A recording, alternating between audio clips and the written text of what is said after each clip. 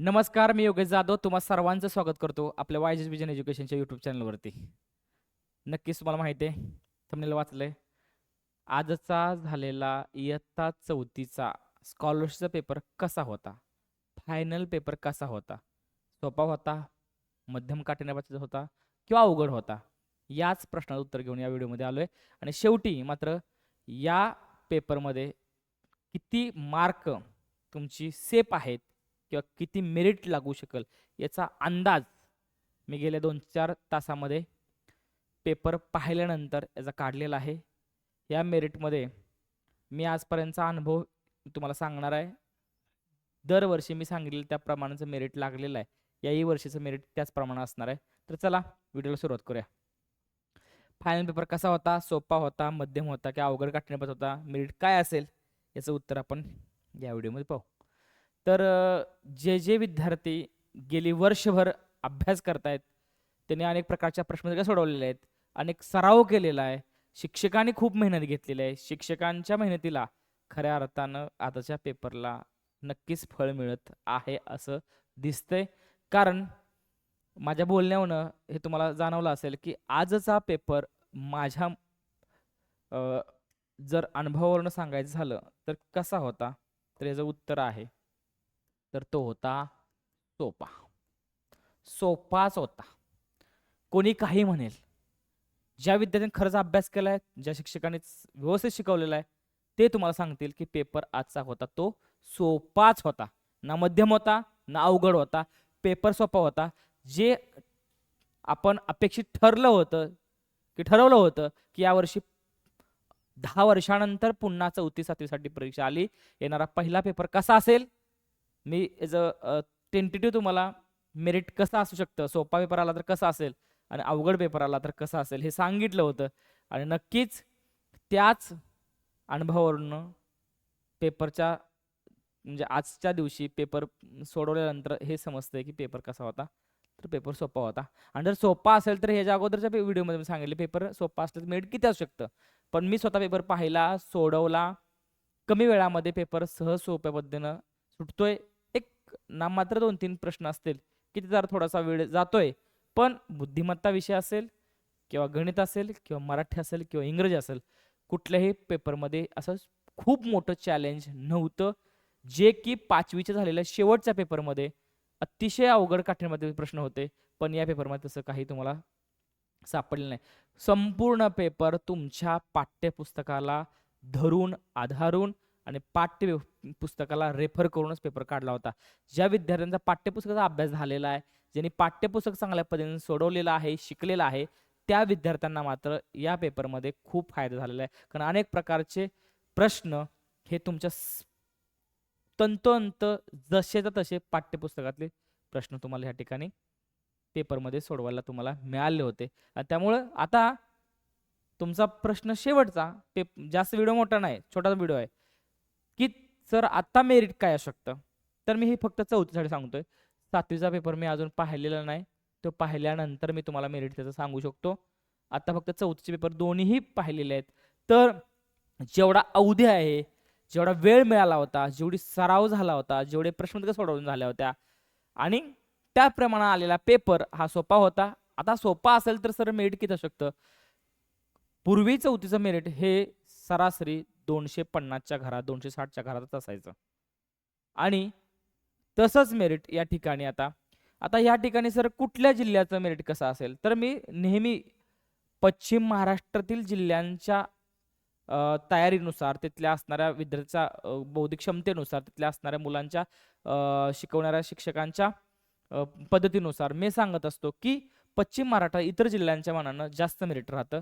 आणि त्या जिल्ह्यांना डोळ्यासमोर ठेवून मी या ठिकाणी सांगतोय, इतर जिल्ह्यांमध्ये यामध्ये 5, 10, 20 मार्कांचा घट होऊ शकते तिथल्या असणाऱ्या मुलांच्या बौद्धिक क्षमतेनुसार, शिकवण्याच्या पद्धतीनुसार. तर चला या ठिकाणी तर 2 प्रकारचे मेरिट असतं तुम्हाला माहित आहे, ग्रामीण मेरिट असतं आणि शहरी मेरिट असतं. पश्चिम महाराष्ट्रामध्ये कुठल्याही प्रकारच्या कॅटेगरीला रिक्त जागा नाहीत किंवा आरक्षित जागा नाहीत. सगळा ओपन कोटा आहे.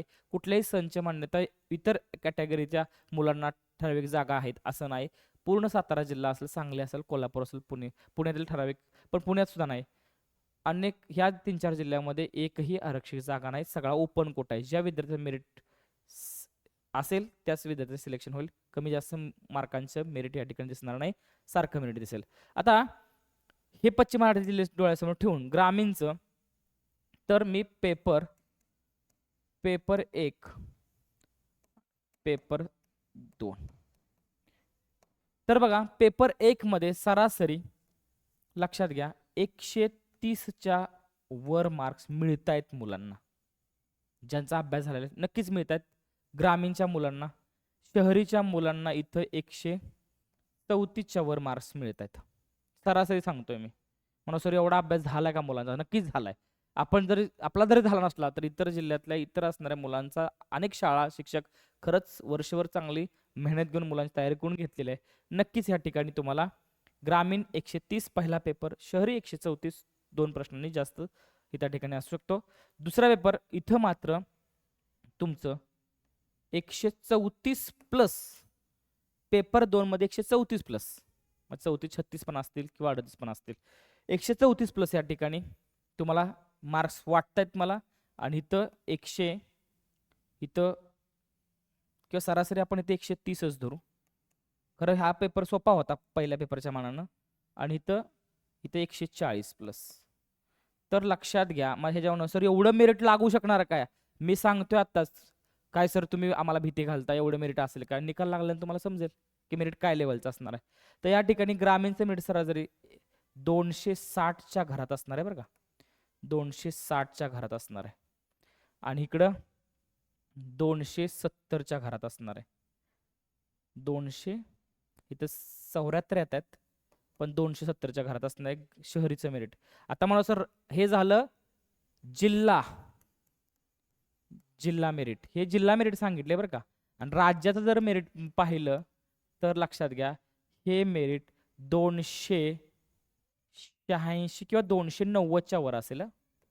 290 प्लस असू शकतं ह्या वर्षी मेरिट, लक्षात घ्या.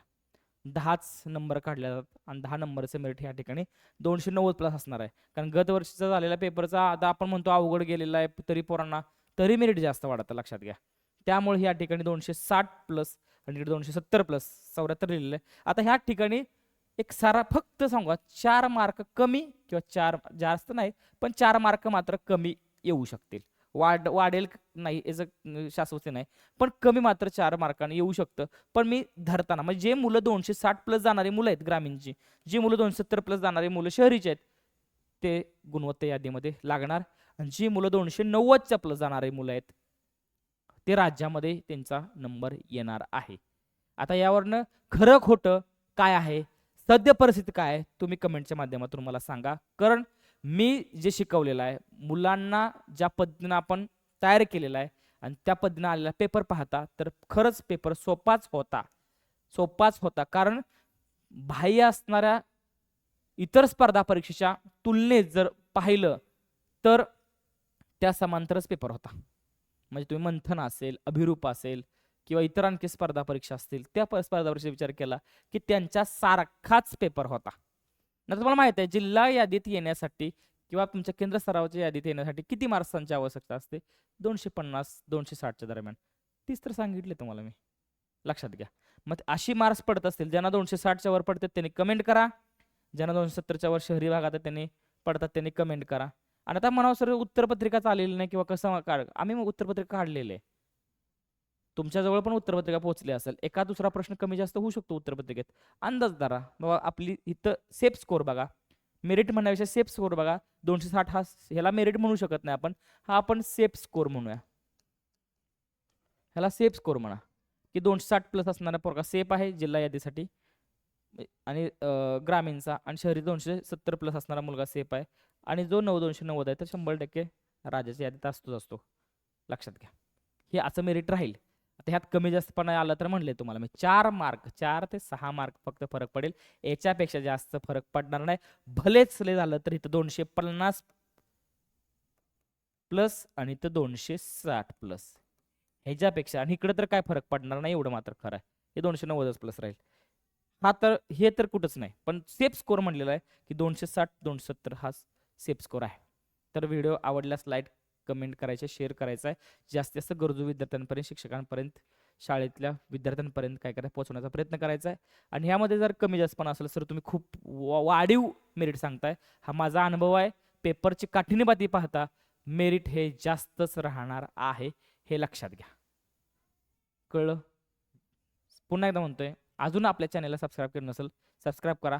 आणि ज्या विद्यार्थी चौथीतून आता 5वीला जाणार आहेत त्यांची नवोदयची बॅच आपली चालू होते. लवकर प्रवेश घ्या, लवकर प्रवेश घ्या. मर्यादित विद्यार्थी संख्या आहे. ज्या विद्यार्थ्यांचं घरी बसल्या आणि अकॅडमीत येऊन शिकायची जर इच्छा असेल तर त्यांनी आपल्या नवोदयच्या बॅचसाठी तुम्ही जॉईन होऊ शकता. नंबर हवा असल्यास 7972684721 या नंबरवर संपर्क साधा आणि आपला प्रवेश आजच निश्चित करा आणि निश्चिंत राहा. तर चला थांबतो. Bye bye, good bye, take care, good bye.